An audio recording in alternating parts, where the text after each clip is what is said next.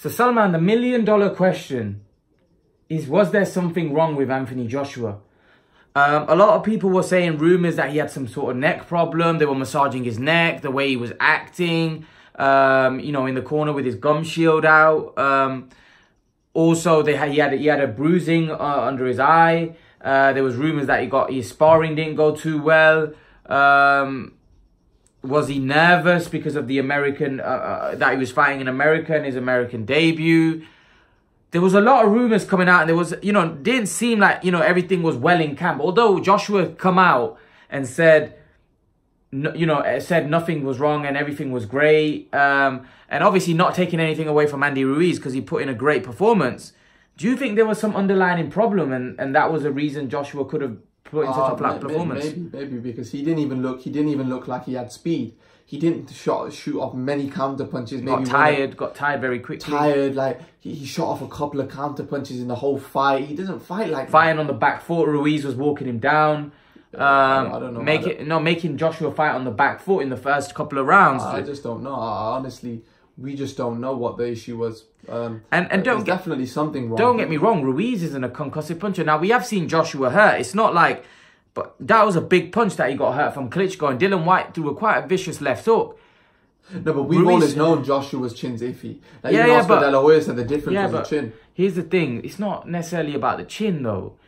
What kind of got to me is the fact that Ruiz wasn't that big a puncher. And it felt like Joshua was making him out as if he was a big puncher. Yeah. I don't think... And it was like he was going down. But it wasn't like he was hurt going down. It was like... he was just running out of steam. Like, he got tired. And he's no longer has anything more. Like Teddy Atlas said, he's been interested. But it was like he didn't have anything in the tank. Is that overtraining? There could be a lot of things here that, you know, when you know, there's going to be an inquest. Because, like I said, he just didn't look right. He just didn't look sharp. He didn't look his normal self. Poor performance. That's a disgraceful performance, in my opinion. Like, your first American fight, he looked atrocious, man. Honestly. On that performance, a lot of people would think that this guy was just a hype job. It felt like shit performance, honestly. You know what the thing was? It was like he's never performed like that. He didn't even adapt. And the thing is with Joshua, I've always looked at Joshua as a guy that's improving, as a guy that's, you know, quite intelligent. But actually he showed me in that fight that he's not very intelligent in the ring, and his boxing IQ is not that great. Because he knew the only time Andy Ruiz was having success is when he was close up with Andy Ruiz. Right? The only time he was having success was when he was trading with Andy Ruiz. And Andy Ruiz had faster hands than him. So he was getting off first. So he was catching Joshua.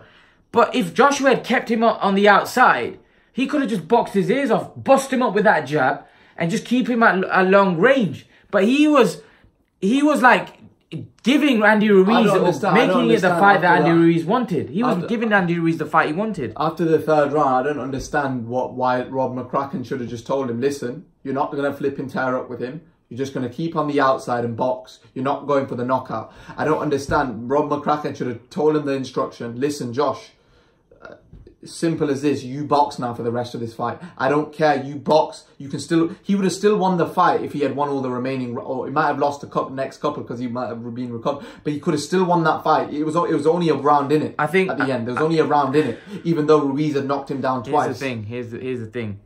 Ruiz was only throwing punches when he was close to Joshua. That's why I don't understand when Joshua was trying to knock him out. Ruiz wasn't throwing any punches otherwise. All Joshua had to do is just keep him outside. It was when Joshua wanted to trade with him, Ruiz was getting his work off and get his punches off. Otherwise, Ruiz wasn't landing a lot, you know. So I felt like Joshua missed a trick there. I think Joshua, in my opinion, was.